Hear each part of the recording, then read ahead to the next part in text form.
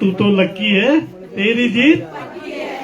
ऐसे ही हमारी जो ये जीत हुई है, जो हमारी 17 वोटों की जीत हुई है, वास्तव में हमारी जो नवनिर्वाचित मेयर हैं उनका लक्की भी इसमें दस आता है। जिस प्रकार अभी बताया कि कैसी घटना हमारे मतगणना के दिन हुई, उसकी उन्होंने पहले से ही प्लानिंग कर ली थी। उन्होंने पहले पूर्व संध्या के दिन ही, पूर्व शाम को ही वहां पर टेंट लगाकर वातावरण बनाने और प्रशासन पर दबाव बनाने की कोशिश की। किस प्रकार उन्होंने गुंडागर्दी की, वैसे वो हमारे जो 14 लोग जो हमारे एजेंट थे वो आपको बताएंगे।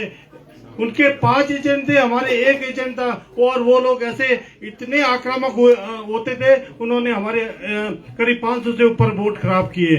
और उसके बाद भी आज उल्टा वो हम पर आरोप लगा रहे हैं कि हमने उनको हरा दिया। उनको हारना तो 23 तारीख को जनता ने ही उनको हरा दिया था, लेकिन वो गुंडागर्दी के बल पर वो ये चाह रहे थे कि हम कैसे भी ये चुनाव जीते। जैसा कि माननीय मंडल जी ने बताया कैसे किस प्रकार उन्होंने पंचायत चुनाव में धांधली करके हमारे प्रत्याशियों को हराकर अपने प्रत्याशियों को जिताया था।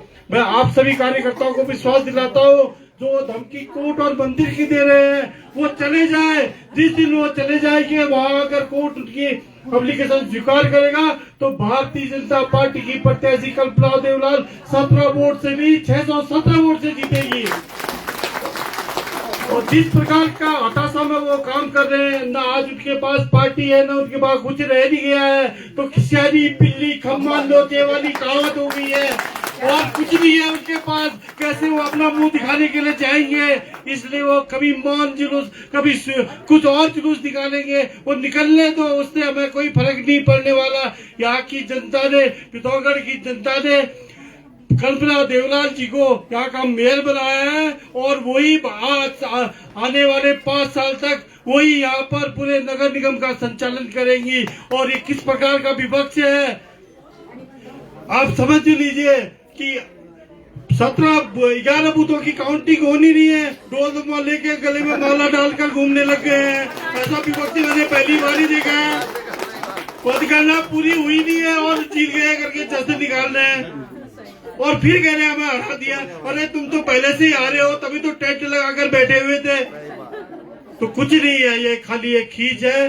और आप सभी कार्यकर्ताओं का मैं बहुत दिल से आभार करता हूं, क्योंकि किस प्रकार का वातावरण इन्होंने बनाया, डराने का, धमकाने का, गुंडागर्दी की हद पार की इन्होंने।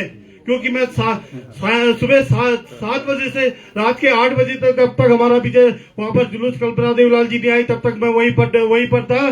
तो ऐसा वातावरण बनाया, पुलिस के भी हाथ पांव फूलने लग गए थे।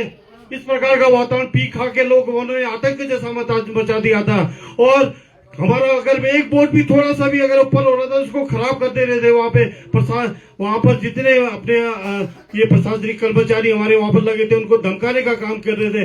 लेकिन कहते हैं कि सत्य परेशान हो सकता है, परास्त नहीं। अंत में सत्य की जीत हुई, और ये बुराई करने वाले, इस प्रकार की गुंडागर्दी करने वाले, इनके मुंह पर ऐसा 17 थप्पड़ वाले हैं इनको। 17 ये थप्पड़, ये 17 थप्पड़ इनको 5 साल तक सोने नहीं देंगे। इनको ऐसे थप्पड़ पड़े हैं 17, इनको 5 साल सोने नहीं देंगे।